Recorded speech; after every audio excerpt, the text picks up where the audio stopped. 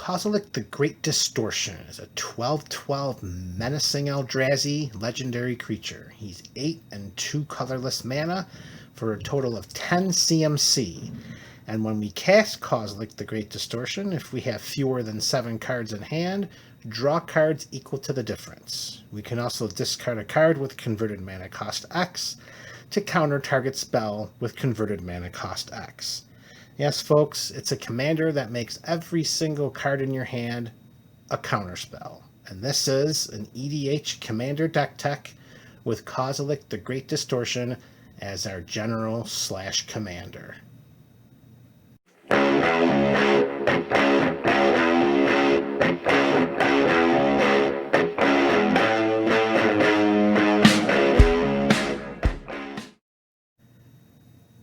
And there he is, folks. The second iteration of Kozilek from Oath of the Gatewatch is here as our commander. And welcome to Thursday Commander. And today we are going to review an EDH commander deck tech with Kozilek the Great Distortion as our commander. So let's begin with our mana base. And if we're going to have an Eldrazi as our commander, then we need to have some wastes as our basic lands. These are the only basic lands we can include because our commander is indeed colorless. So this entire deck is a colorless commander deck. The wastes are our basics. 1, 2, 3, 4, 5, 6, 7, 8, 9, 10, 11, 12 basic lands. They will serve as the chunk of our mana base. Actually a small chunk considering how many other non-basic lands we've included in this deck tech. So, one by one, let's review them, shall we? Here we have Darksteel Citadel. It's an artifact land that's indestructible. It only gives us a colorless. That's all it's there. It can't be destroyed. Reliquary Tower gives us a colorless and eliminates our maximum hand size. We do have the ability to draw a lot of cards in this deck, and keeping them in our hand, specifically with a commander that gives us the ability to counter any spell, as long as we can match up the converted mana cost with a card in our hand, it's optimal to keep as many cards in our hand as possible. Reliquary Tower helps us do that. High Market, we can tap for a colorless. I'm not going to keep saying tap for a colorless for these lands because nearly all of the lands, that's what they do. They tap for a colorless. The goal here is we can tap and sacrifice a creature to gain 1 life. The 1 life isn't going to be, monumental or earth quaking or earth shaking or whatever world you're on shaking. It's the fact that we can prevent one of our creatures from being exiled, and we can prevent one of our creatures from being stolen. So High Market is in there just for that. Tomb of the Spirit Dragon, we can tap 2 and tap this to gain 1 life for each colorless creature we control. We don't have a ton of creatures in this deck, but gaining life here, gaining life there might be optimal considering when we show who we're playing with as our general commander, we're most likely going to be quite the target. Homeward Path. Remember a little while ago when I was talking about using High Market to prevent the borrowing of any of our creatures by our opponents? Well, by tapping Homeward Path, each player gains control of all creatures they own. Homeward Path, good inclusion. Rogue's Passage. 4 and tapping this, and target creature can't be blocked this turn. This is great for our creatures. This is good for politics at the commander table. Scavenger Grounds. We can tap 2 and sacrifice a desert. On a side note, this is not the only desert we have on the deck. And we can exile all cards from all graveyards. This is our way in which to manage the graveyards of our opponents who may want to play as an extension of their hand one of their graveyards. Scavenger Grounds will say no, at least for a little while. Arch of Araska, as long as we have the City's Blessing, which is not going to be hard to get in this deck, we can tap 5 and draw a card. That is all. Draw a card. Radiant Fountain, when it enters the battlefield, we gain 2 life. Again, a little bit of incidental life gain. Zalfrin Void, when it enters the battlefield, we can scry 1. Cards like the previous 2 cards, the Radiant Fountain and the Zalfrin Void, they're better than Wastes because Wastes just tap for a colorless. These tap for a colorless, but at least we get some kind of additional bonus. Scrying 1, gaining a couple of life. Endless Sands. We can tap 2 and tap this to exile a creature we control. And then we can tap 4 and sacrifice Endless Sands and return each creature card exiled with Endless Sands to the battlefield under our control. This can be a great way to stockpile a little army of very, very big creatures. Just watch out, because if this gets destroyed, we lose all the creatures that were exiled by it. If this gets exiled, we lose all the creatures it was exiled with, and so on and so forth. Inventor's Fair. If at the beginning of our upkeep, if we control 3 or more artifacts, which we will, gain a life, we can tap 4 and sacrifice this to search our library for an artifact card, reveal it, and put it into our hand. But we can only do this if we control 3 or more artifacts. So we got Metalcraft all over the place, just not written on the actual card. Even so, for 4 and the cost of a land to search our library for any artifact, very valuable. Strip Mine. This will tap and sacrifice to destroy target land. The number 1 target for me is Maze of Ith, because of the low number of creatures we have in this deck. Actually, the quantity is very low, but the quality is very high. So when we attack with one of them, we want to make sure it hits home. And if our opponents have Mazes of Ith in play, that's going to make it pretty difficult outside of a Lightning Greaves or some other form of protection. Strip Mine strips away the Maze of Ith. And so does Field of Ruin. Now, it's not optimal to give the destroyed land a replacement. It's also not optimal to give our other opponents a free basic land just for the sake of sitting at the table. But sometimes getting rid of a problematic land is more important than what benefits our opponents. So, Field of Ruin is included. Drownyard Temple. We can tap 3 and return this from our graveyard to the battlefield. This helps if we're forced to discard and we have it in our hand. We can just discard, get it back, or if we're milled, we can get it back. It's better than a waste. Haven of the Spirit Dragon. Now, the middle ability is useless for us in this deck because every single spell is colorless. However, if we tap 2 and sacrifice Haven of the Spirit Dragon, we can return a dragon creature card, which there is 1, or a Eugen Planeswalker card, which there are 2, from our graveyard to our hand. Again, it's better than a wastes.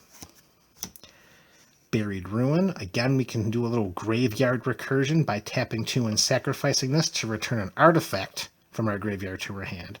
We have a lot more artifacts than we do Dragon and Eugen Planeswalker cards, that is for sure. The first of the Urza lands, Urza's Mine. You know what this does. In the presence of Urza's Tower and Urza's Power Plant, this taps for 2 instead of 1.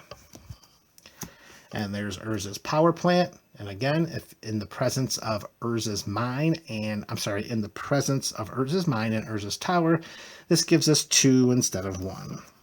And lastly, Urza's Tower gives us 3 if we have Urza's Power Plant and Urza's Mine. Ancient Tomb gives us 2 colorless for 2 points of damage. Ramp. Here's one of the best lands that we can add into this deck, the Eldrazi Temple. We can tap for a colorless, or if we're casting an Eldrazi spell or an activated ability of a colorless Eldrazi, it gives us 2. Very excellent. Shrine of the Forsaken Gods. Taps for 1 or it taps for 2. If it taps for 2, we can only spend this mana to cast colorless spells. Well, that's every single spell in our deck. We can only activate this if we have 7 or more lands. So this is shades of Temple of a False God, except we can tap it for 1, but we can't tap it for 2 unless we have 7 or more lands. Still beneficial. And speaking of which, Temple of the False God. Only playable if we have at least 5 total lands, and if so, it taps for 2. Eye of Eugen taps for nothing. However, it reduces all of our colorless Eldrazi spells by 2. In addition, we can tap 7 and tap this to search our library for a colorless creature card. Reveal it and put it into our hand. Note that it says colorless creature card and not Eldrazi creature card, so we can search up our artifact creatures as well. Eye of Eugen is a fantastic card. And lastly, Sanctum of Eugen. Whenever we cast a colorless spell with converted mana cost 7 or greater, which there are many, we may sacrifice Sanctum of Eugen. And if we do, we can search our library for a colorless creature card, reveal it, and put it into our hand. Again, colorless creature card. Doesn't have to be an Eldrazi, doesn't have to be an artifact. It can be either one. This is great. A way in which to tutor up a colorless creature right to our hand just for sacrificing a land. That is our land base. Kozilek to Great Distortion. There's our land base. All right, so let's see what's up next. Let's move right to our Planeswalkers. And here we have a total of 5 Planeswalkers. I bet you can't even guess which ones they are. Let's start with Karn, the Great Creator. War of the Spark, Karn.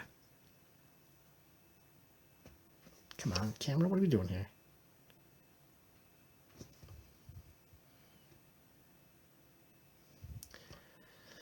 Alright, Karn the Great Creator. Comes in with 5 loyalty counters, and activated abilities of artifacts our opponents control cannot be activated.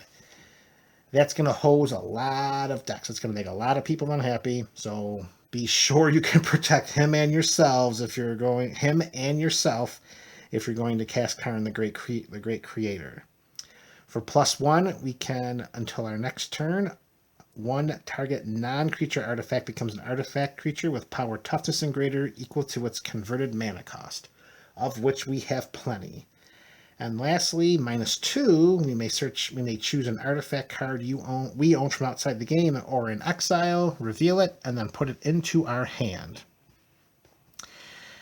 It's interesting how that can interact with the other versions of Karn.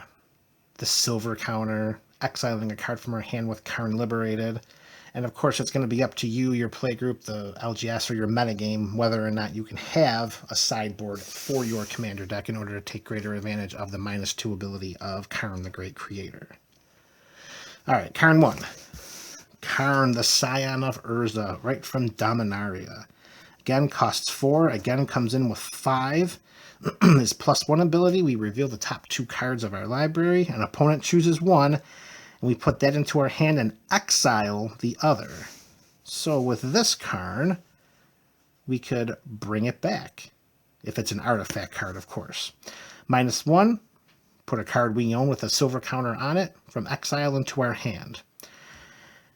And less popular, but for this deck, extremely powerful. -2, we can create a 0/0 colorless construct artifact creature token with this creature gets +1/+1 for each artifact we control. And we've got a lot of artifacts, folks. And lastly, we've got Karn Liberated, the original. Comes in with 6 loyalty counters for +4. Target player exiles a card from their hand. Again, there's that exiling of the card. -3, we exile a target permanent. And the -14, which I have never done. I'm not sure if it would be worth doing, but hey, maybe some people would like to try it. We restart the game, leaving in exile all non-aura permanent cards exiled with Karn Liberated. Then we put those cards onto the battlefield under our control. So 3 cards, that's 60% of our Planeswalkers, and here are the last 2. We got Eugen the Ineffable. Comes into play with 4 loyalty counters. He costs 6. Colorless spells we cast cost 2 less to cast. That is fantastic. Colorless spells, not Eldrazi, not artifact, colorless spells. Everything in our deck costs 2 less to cast. +1, we exile the top card of our library face down and look at it. we create a 2/2 colorless spirit creature token. When that token leaves the battlefield, put the exile card into our hand. Chump blocking, card advantage, whatever you want to call it, Eugen brings it. And then -3, we can destroy a target permanent that's one or more colors. We don't have to worry about that in our deck because we're all colorless. And lastly, lastly, original Eugen. You know what this guy does. He comes into play with 7 loyalty counter. +2 is a ghost fire to any target.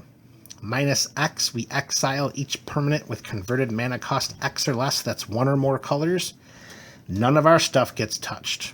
And if we are fortunate enough to pull off the Big Bang, that's a -10, and we gain 7 life. We draw 7 cards, and then put up to 7 permanent cards from our hand onto the battlefield. Done this in this deck, and our opponents don't ever want to see it happen. Eugen the Spirit Dragon is awesome. So those are our 5 Planeswalkers. Now, since we're playing a completely colorless deck, there's not going to be a lot of variety outside of artifacts and creatures coming up. So let's spend a moment on a few scant spells that are not artifacts or creatures. And the first 2 are going to be instants, and the first one is going to be Titan's Presence. For 3, and as an additional cost, we reveal a colorless creature card from our hand. We can exile target creature if its power is less than or equal to the revealed card's power. We have very, very big creatures in this deck, so being able to exile any creature on the battlefield should not be a problem. And then we also have Scour from Existence. For straight 7, exile any permanent. Exile target permanent. And then we have our only sorcery in the deck. All is Dust. For again 7, each player sacrifices all colored permanents he or she controls. And again, that doesn't touch us. And our only other spell that fits this category of non-creature, non-artifact is the Eldrazi Conscription. For 8, we enchant creature, and it gets +10/+10, has Trample and Annihilator 2. Okay, so those 4 spells go with the Planeswalkers, and now we move onward. Next, let's take a look at the couple of equipment that we have in this deck. The first one is the Shadow Spear. For 1, this legendary artifact equipped creature gets +1/+1 and has Trample and Lifelink. It equips for 2, but if we tap 1, permanents our opponents control lose hexproof and indestructible until end of turn. It's only a matter of time until that becomes an EDH staple. Similar to the following equipment: Lightning Greaves. 2 to cast, 0 to equip. Equipped creature has Haste and Shroud. Not much to say about that other than it is a staple. Alright, so now let's move to our ramp. Here we go, our mana ramp. Ever-Flowing Chalice. Cost is 0, but we need to multi-kick that bad boy, and for each time we do, at the cost of 2 colorless, we put a charge counter on this, and each charge counter equals a colorless mana for each time we tap Ever-Flowing Chalice. No introductions here. Best artifact in the format, Sol Ring. Mana Vault. 1 casting cost, tap it for 3, but we need to tap 4 to untap it, only during our upkeep, and if we don't, we take a point of damage. Not terrible. We got 40 left to play with.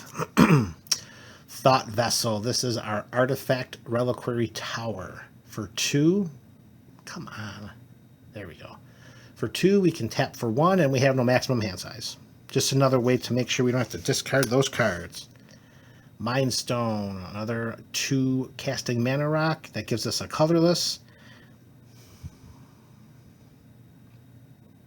We can tap for 1, tap this, and sacrifice it to draw a card.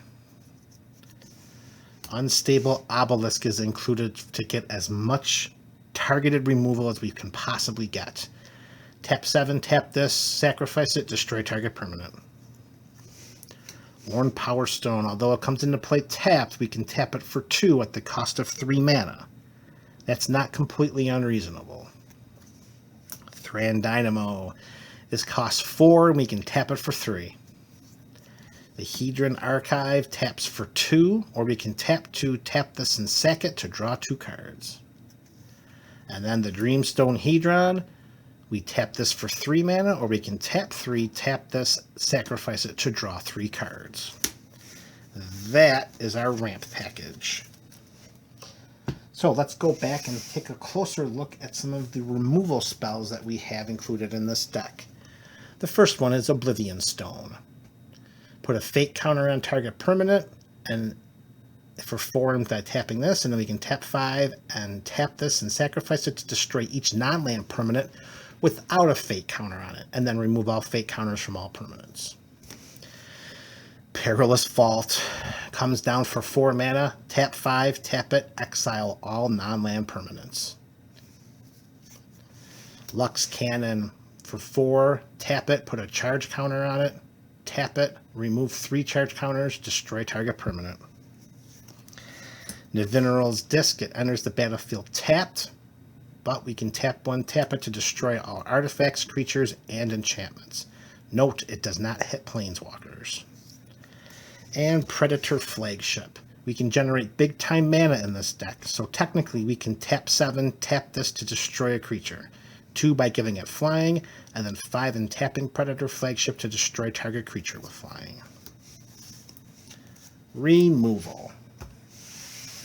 Next up, let's take a look at some of our other ramp cards.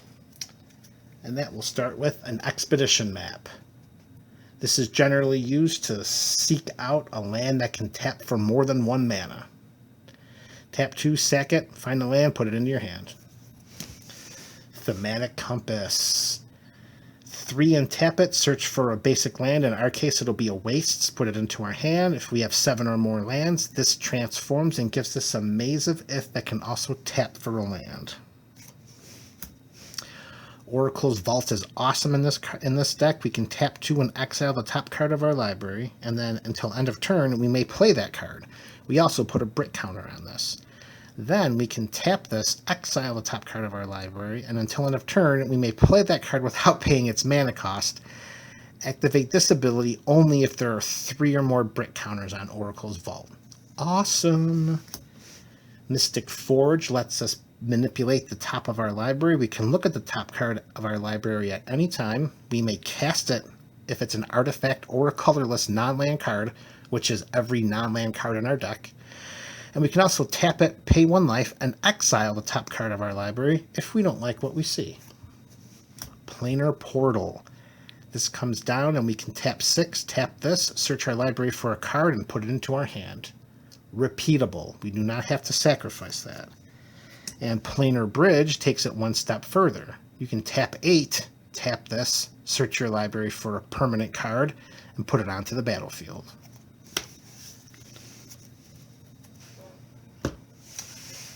Next up, we have our miscellaneous artifacts. Here we have a Sculpting Steel that when it comes into play, we choose any artifact in play. Notice it says any artifact in play. This becomes a copy of that artifact. Mirage Mirror. Why is this card not played more? No clue. Tap 2. This becomes a copy of an artifact, creature, enchantment, or land until end of turn. Mirage Mirror is amazing. Mimic Bat has Imprint, so whenever a non-token creature is put into a graveyard from the battlefield, we may exile that card, and if we do, return each other exile card with Mimic Bat to its owner's graveyard. Tap 3 and tap this, and put a token onto the battlefield that's a copy of the exile card. It gains haste. Exile it at the beginning of the next end step. Blockers, attacker, fantastic Mimic Bat. Tower of Fortunes. Pretty simple here. Tap 8, tap this, draw 4 cards. That's 2 colorless mana per card. Unwinding Clock. Maybe the most important card in our deck. This untaps all artifacts you control during each other player's untap step. So with this and a bunch of our mana rocks in play, we can draw a bunch of cards during a round of turns. And this may be the second most important card in our deck, the Blink Moth Urn. At the beginning of each player's pre-combat main phase, again, it helps our players. It helps our opponents, but it should help us a lot more. If this is untapped, we add colorless mana to our mana pool equal to the number of artifacts we control. We should most likely have more artifacts than anyone else, so this is not too much of a hindrance. And finally, the Darksteel Forge. That gives artifacts we control indestructible. All right, and there is that. All right, and lastly, we move to our creatures, and we got them separated from artifact creatures and Eldrazi. Let's start with the artifact creatures. Our first one is the Pilgrim's Eye. For 3, we get a 1/1 flyer that fetches us a Wastes. Enters the battlefield, we search for a basic, reveal it, put it into our hand. That's 1 Wastes. Same mana cost of 3 for a Burnished Heart. We tap 3 and sacrifice it, and we search for 2 Wastes. And they go onto the battlefield tapped. You got the Solemn Simulacrum of EDH Fame. For 4, we get a 2/2 that when it enters the battlefield, again, we search for a Wastes. And when he dies, we draw a card. Duplicant. This shapeshifter for 6 mana has the Imprint mechanic. When it enters the battlefield, we may exile target non-token creature. So this is a card that's a creature for us, but it also acts as removal. As long as a card exiled with Duplicant is a creature card, Duplicant has the power, toughness, and creature types of the last creature card exiled. And it's also a shapeshifter.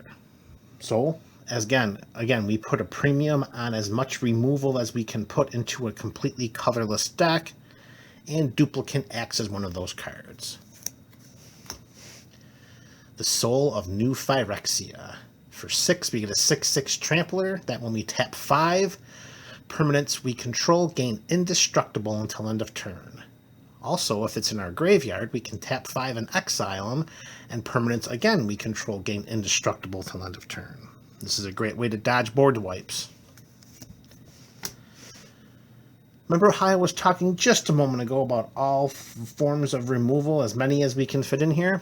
Well, that leads us to Steel Hellkite. For 6, we get a 5/5 flying dragon with colorless fire breathing. For every 2 we tap, it gets +1/+0 till end of turn. Not like the traditional fire breathing of every red we tap, it gets +1/+0.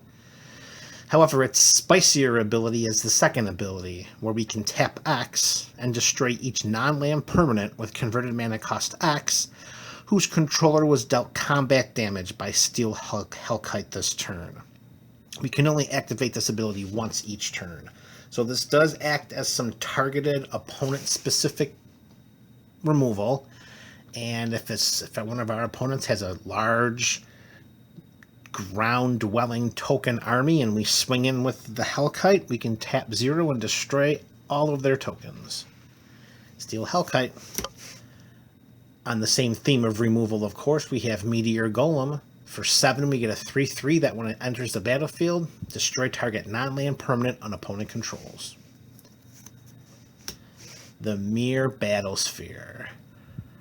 From Scars of Mirrodin, we get a 7-drop with power 4, toughness of 7. And when it enters the battlefield, we create 4 1/1 colorless Mere artifact creature tokens.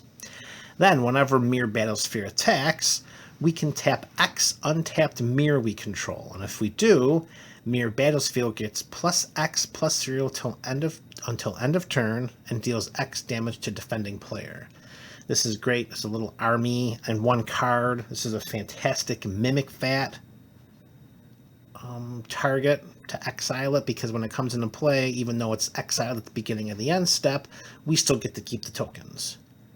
Also recurable with Buried Ruins. And now we get to our biggins. And it doesn't get much bigger than the Blightsteel Colossus. 12 colorless, we're getting an 11/11 Trample, Infect, Indestructible. If it's put in the graveyard from anywhere, we shuffle this bad boy right back into our library. Blightsteel Colossus, win condition. This is not an Infect deck. This is our only source of infect in the entire 99. But if we're only going to include one, we might as well include the best one. Stone Coil Serpent. Mana cost is X, so we can cast it for 0. Don't know why we would do that, but we could. All the way up until infinity. Enters the battlefield with X+1/+1 counters, has reach, trample, and protection from multicolored. Great blocker, great attacker, all around fantastically solid creature, particularly in an all colorless deck. Walking Ballista, double X, enters the battlefield with X+1/+1 counters, plus we can tap 4 to put a +1/+1 counter on Walking Ballista. We remove a +1/+1 counter just like that. No tapping, no using of mana, just, I'm going to take this off right away, and it deals 1 damage to any target. Win condition. And our last artifact creature is the Hangerback Walker.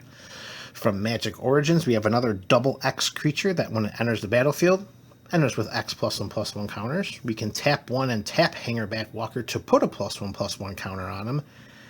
And when he dies, we can put a 1/1 colorless Thopter artifact creature token with flying onto the battlefield for each +1/+1 counter on Hangerback Walker.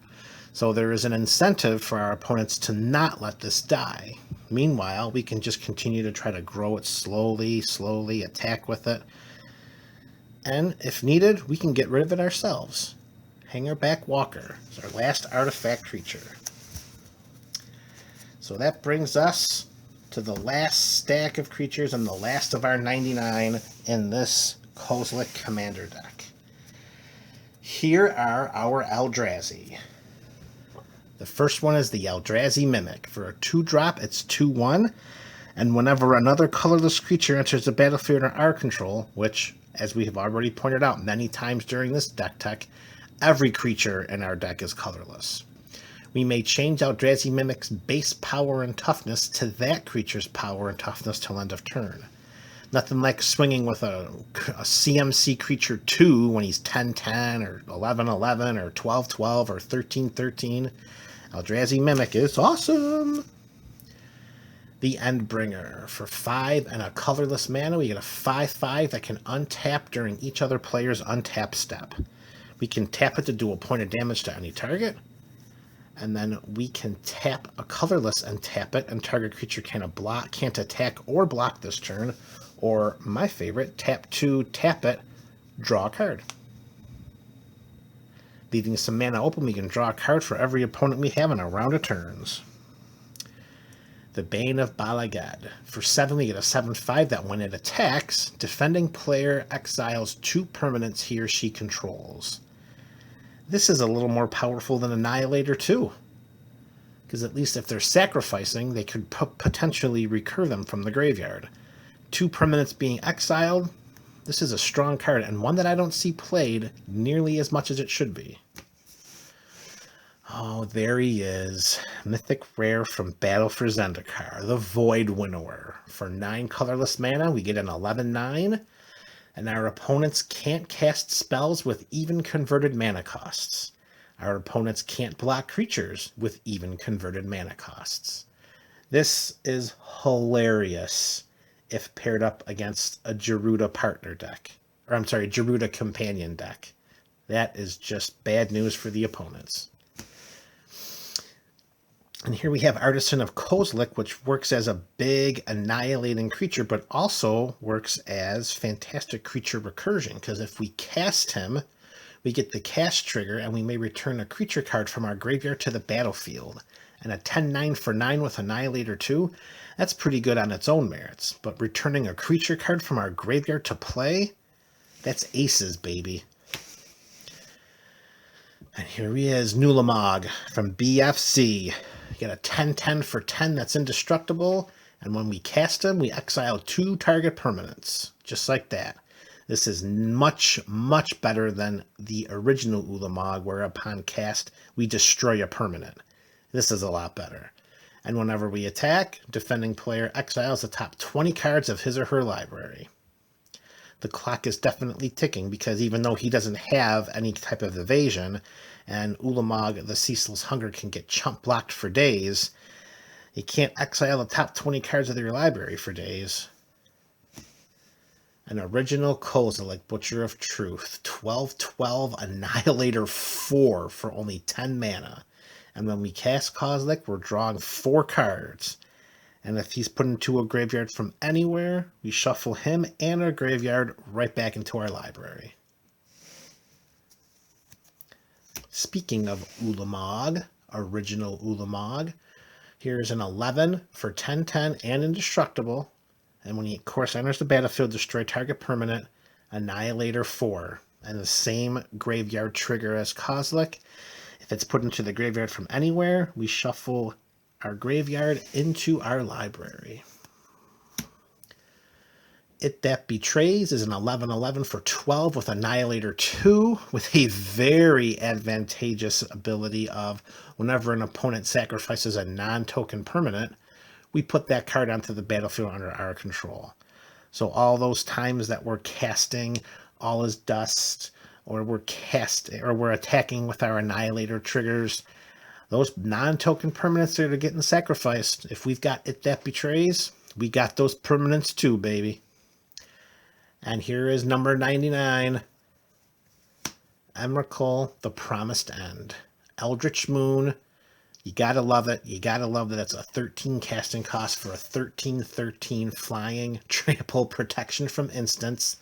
Its mana cost is reduced by 1 for each different card type among cards we control in our graveyard. We can get this down to 6. Because we've got lands, creatures, artifacts, enchantments, sorceries, instants, planeswalkers. We can cast this for 6, and when we do cast Emrakul, The Promised End, we gain control of target opponent during that player's next turn. Then after that turn, that player takes an extra turn. Win condition, game ending, lights out. Thanks for playing. All right, Burgeonites, that is MTG Burgeoning's Kozilek, the Great Distortion EDH Commander deck tech. How did we do? Do you play with the Great Distortion? Share with me in the comments below how your deck plays out. What similarities do we have? What differences do we have? What would you add? What would you take out? Does this inspire you to create a completely colorless commander deck? If so, I'd love to hear how you run it, how you pilot it, and who your commander is. Be good to yourselves and each other. MTG Burgeoning out. Want to become a Pack Wars combatant? 4 easy steps. Step number 1. Click on the link below in the description or go to www.buymeacoffee.com/MTGBurgeoning. Step number 2. Select either membership or support. Membership will enroll you into Pack Wars for $5 each month. Support will cost $5 for 1 month. Step number 3, complete payment information. The name you use will appear on the site.